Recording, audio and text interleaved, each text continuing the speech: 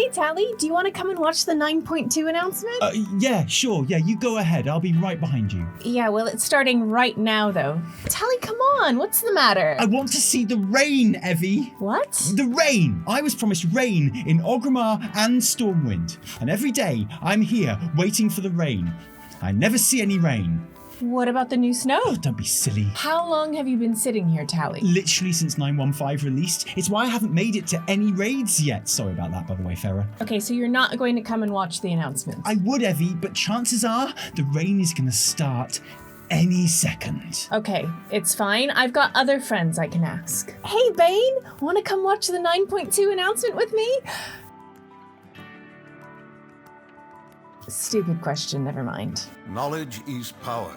Hello Internet, Taliesin here, and welcome to another episode of the Weekly Reset, Taliesin and Evitel's Wondrous Wisdom Show, in a week where, as expected, we first got an announcement of patch 9.2 in the form of a mysterious runic teaser, which, I mean, you know, after the year of disappointments and vomit-inducing revelations that we've had, it's going to take a little bit more than some random glowing signs that a 3-year-old could have knocked up in 5 minutes to get me hyped.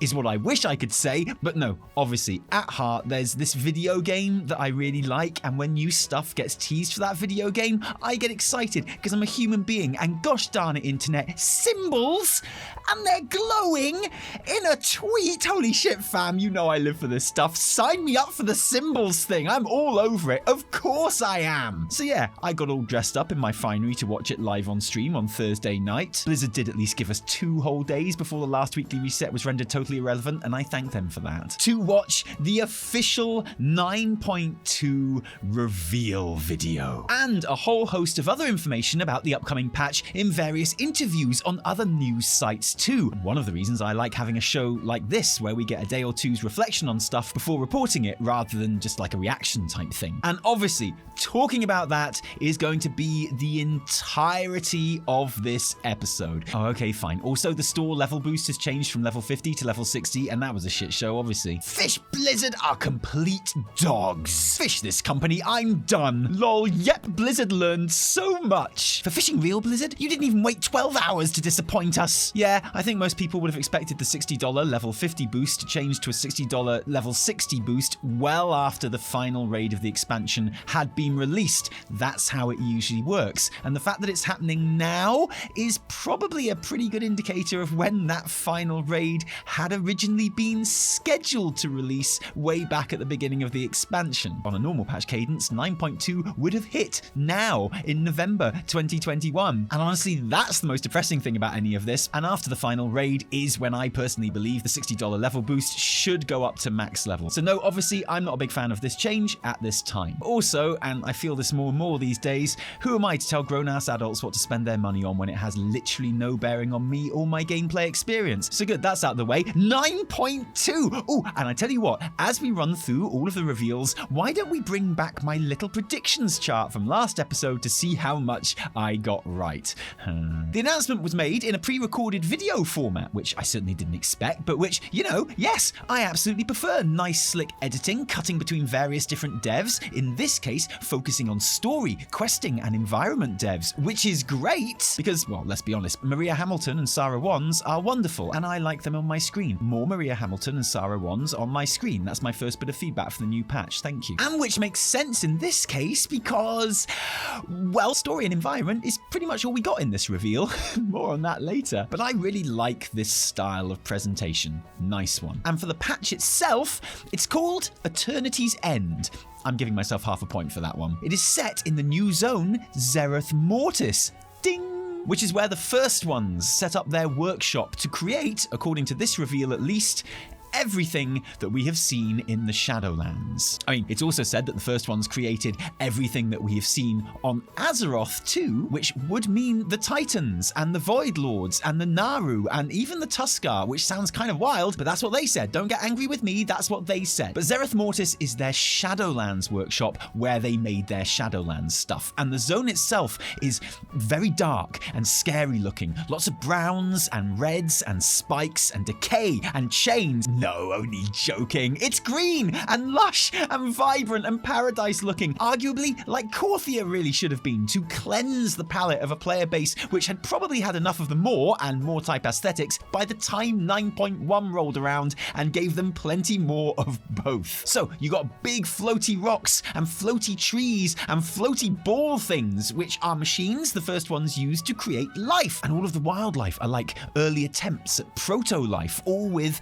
an Arbiter-style spinny floaty ball inside of them. Morgan Day said in a magazine interview that the new raid is going to have like a 3D printing room where there are early like test versions of the Winter Queen and the Arbiter. This really is the workshop of existence. The zone itself is meant to be about the size of Nazjatar and definitely seems to fit the theme of a kind of a timeless isle, Tannan jungle, explory, questy, unlocky zone with all the new collectibles and pets and mounts. And yes, there's a snail mount. I'm not going to get publicly and obviously excited for a snail mount because I'm a serious gamer and news WoW tuber who is here to tell it like it is. And how'd it look if I got all excited about the snail mount? Like some pathetic shill. So yeah, there's a snail mount, but whatever. There's new allies in the Enlightened Brokers, who I wouldn't mind betting have a little rep to grind, and Enlightened Armor Set Transmogs, of which this dumbass pointy-shouldered Doctor Strange cloth set is definitely my fave. And it's the base of these Enlightened Brokers, called Haven, that we use as our base, mostly because it has the Cipher of the first ones there. The system which is what appears to be the real grind of 9.2, eventually allowing us to understand the magical runic language of the Ultima and unlock, and I quote, new and different forms of content, like different areas to explore, new world quests, side quests, and options on vendors. We know that unlocking the use of 2 legendaries at once, one standard, one covenant, will be possible and account-wide, and we know that flying on Zereth Mortis will be unlockable too. We presume with the Cipher, especially as Ian has been quoted in an interview as saying that Covenant Renown will not be progressing past level 80 in 9.2 because the Cipher will be replacing it, and we are definitely coming back to that, don't worry. The new raid is the Sepulcher of the first ones, which is very shiny and blue and gold and basically Thor Ragnarok, but honestly,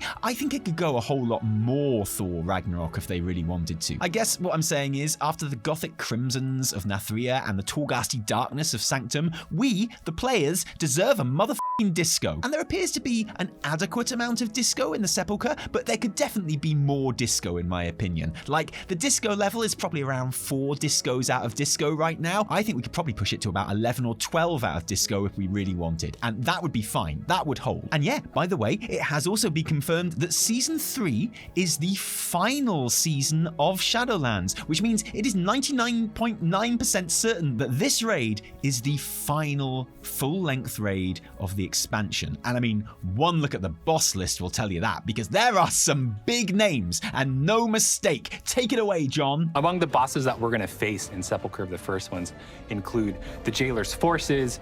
Oh, awesome!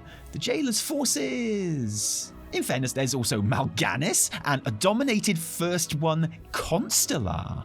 Okay, yeah, there's a whole speculation video right there. Anduin, ding! And of course, the Jailer himself. And that disco picture of the Jailer does certainly seem to feature a big old glowing azurite beam behind him, doesn't it? I wonder what could be going on there. I think I remember someone saying, death comes for the soul of your world, right at the very beginning of the expansion, but that was so long ago, I can't even remember who it was now. Oh, and when normal and heroic versions of the raid open in week 1, only the first 8 bosses, culminating in Anduin, will be playable, with the final 3, including the climactic fight against the Jailer, going live with the release of the Mythic raid the week after. I know, we'll come back to that. Also from this raid, of course, we have the long-awaited return of tier sets.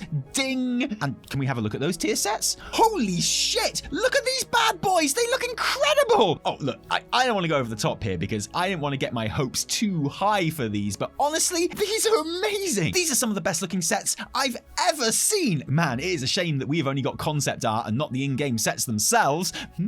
Oh, we do have the in-game sets themselves? Well, that's even better. Let's take a look. Oh, okay. Yeah, cool. I mean, they're fine. They're good. I especially like the white glowy rogue face and the big Fisto warrior set. It's just, okay, compared to the concept art, this is like... But Evie, I want the 9.2 tier sets. We have 9.2 tier sets at home. And these are the tier sets that we have at home. But some important news, tier sets with tier 2 and 4 set bonuses will be available through raiding, but also PvP and Mythic Plus. Ian mentioned that they will be a reward in the Great Vault rows for both of those gameplay modes, but not in dungeon chests or available from Conquest. There's also been another interview where they mention a currency and progression in Zereth Mortis, which lets you convert non-tier gear pieces into tier gear pieces as some sort of bad luck protection. So it doesn't seem to me like there will be different set bonuses for the different content. This definitely appears to just be a way that non-raiders can avoid missing out on tier sets, which sounds cool in theory because, you know, who would want to miss out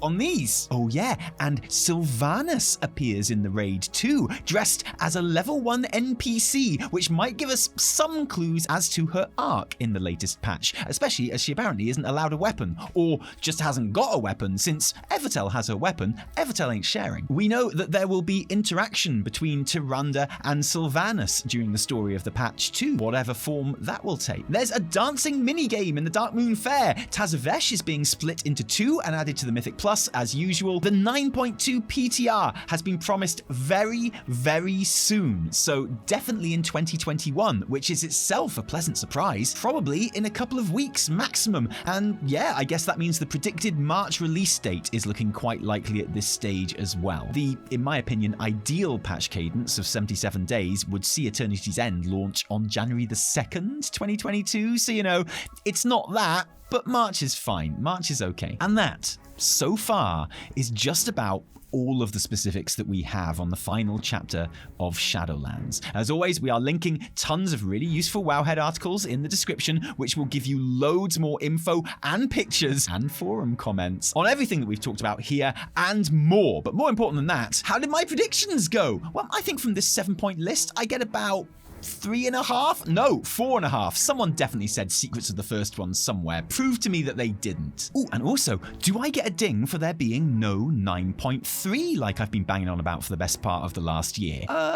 Maybe, but maybe not. It has been made incredibly clear from the preview video and the interviews afterwards that 9.2 is the culmination of the story of Shadowlands and the final tier of the expansion. The jailer will be dealt with, the threat that has formed the center of the X-Pack expunged, which is why it's weird that no one wants to say that 9.2 will be the final Point X patch. So I think it will be. I think I was right about that, but there does definitely at the moment remain the possibility that there could be a 9.3 at some point, just that it won't be the final chapter of Shadowlands. It could maybe really give Sylvanas the focus and resolution that she deserves. A story-based patch which maybe shows her trial and our reorganization and retuning of the Machine of Death, and a real proper setup for the next expansion back on Azeroth, also pretty much confirmed in other interviews. Maybe a mini raid or dungeon to help it along, like a Ruby Sanctum type thing, you know, the kind of thing. I find it unlikely, but it's a possibility. So I'm not going to suck myself off for the there is no 9.3 prediction just yet, if that's okay. Oh, so that's the news delivered.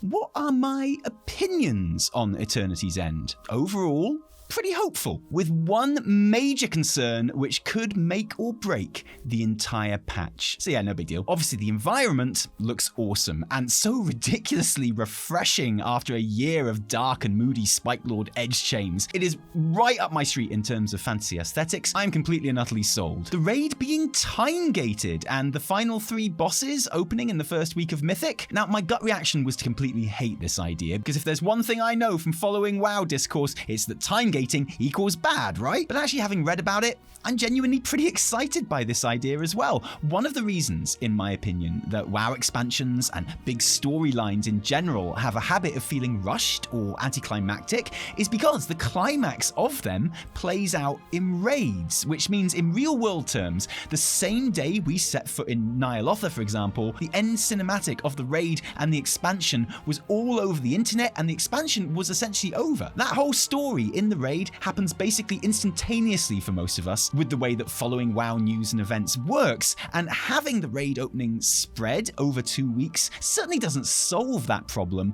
but it will slightly mitigate it, and that's a good thing. Having that breathing space between defeating Anduin, doing whatever story needs to be done, and then going to fight the Jailer the week after, and yes, that's exactly how quickly I expect my heroic progress to go. What do you mean? Just makes it feel more like a story. And if Blizzard decide not to test those final 3 bosses on the PTR either, I'm not sure that would actually be a great idea, to be honest. That sounds like a risky move, but then that would genuinely make the second week and Race to World First in particular even more exciting too. Or, maybe the whole idea will suck and we'll go back to normal next time, but I'm totally in favor of trying it at least. I'm excited too by the lore behind a lot of this stuff. A lot of the interviews I've been reading give the impression that the WoW story team are very keen to move on to a new phase of WoW narrative, which is more their own. And the introduction of the first ones and the very influential hand that they appear to have had in the creation of things sounds like the first real step of that, with the Jailer's attempts to rewrite the mechanics of life and death being our way through the door into learning more about them. The first ones created the Shadowlands and everything we see on Azeroth, and loads of stuff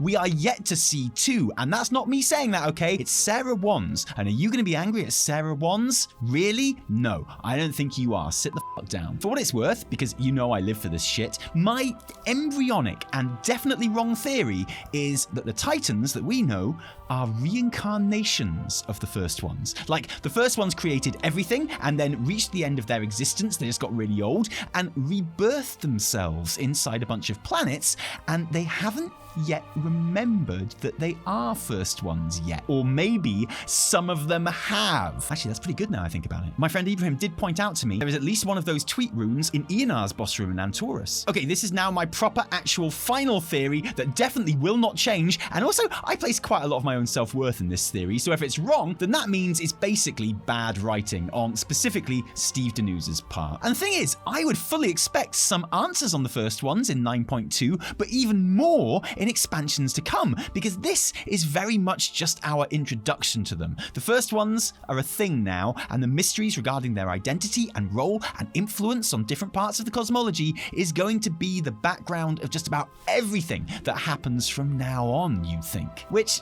kind of links into that pesky patch making or breaking feature, doesn't it?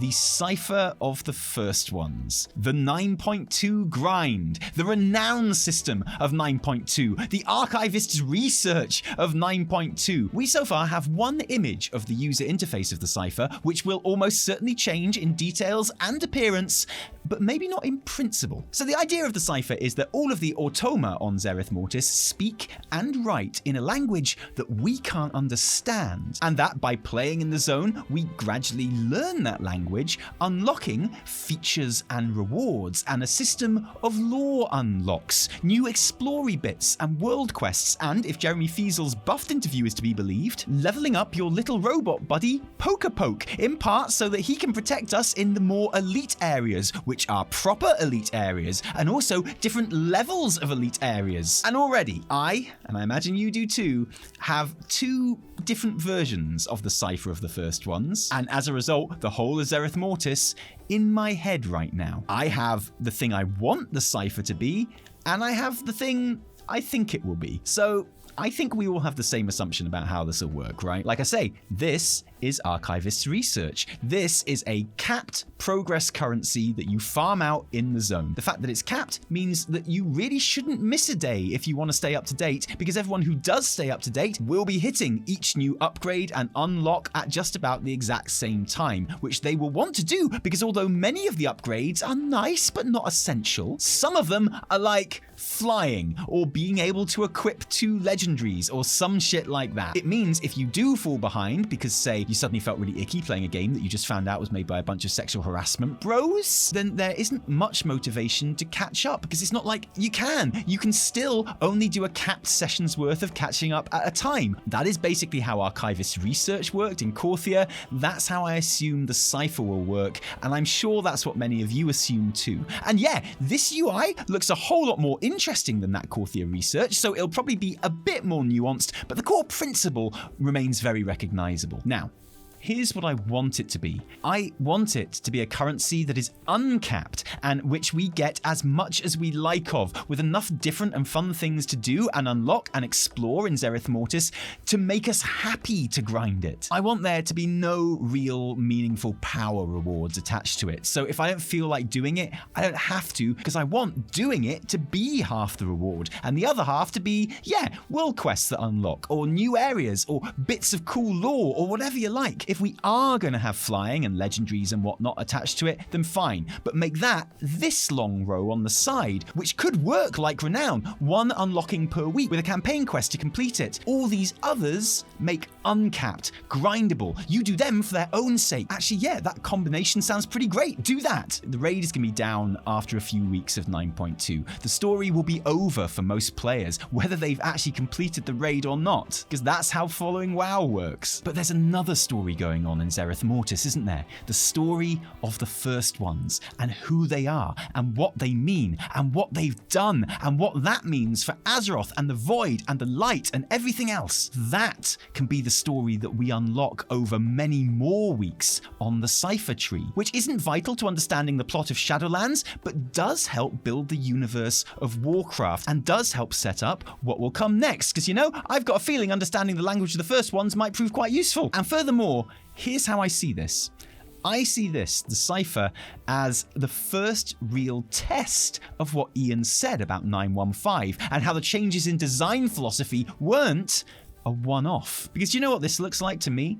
This looks like tower knowledge, albeit a much more complex version. And tower knowledge was fine in 9.1, but I didn't really engage with it or think about it much, and I certainly didn't ever think to myself, ooh, if I just run Torghast one more time, I could get another rank on my tower knowledge. What do you say, chums? Shall we run it again? And part of the reason for that was that Torghast rewards were capped, which essentially meant Torghast was capped to 2 runs a week, which meant you had to do exactly 2 runs a week every week. Any less, you fell behind forever. Any more, and you're like an actual idiot. Like, seriously, what's wrong with you? Are you okay? Do you need me to call someone? But then, in 9.1.5, after Blizzard learned their lessons, etc., Torghast rewards were uncapped, and suddenly I could run the tower as many times as I liked. I got rewarded the same each time, could complete my annoying weekly Souls quest there, unlimited amounts of times per week. And you know what? That was so much more fun. And I've gone through stages since of not touching Torghast for weeks, but then blitzing it for hours and hours in very intense sessions when I really felt I wanted to. And it's so much better. And yes, the other day, I did literally think to myself, oh, you know what? One more quick run and I could hit the next rank of tower knowledge. And that's what I did. And yeah, I like Torghast now. It's good. Sue me. So here's the test, right? Did Blizz learn their lesson?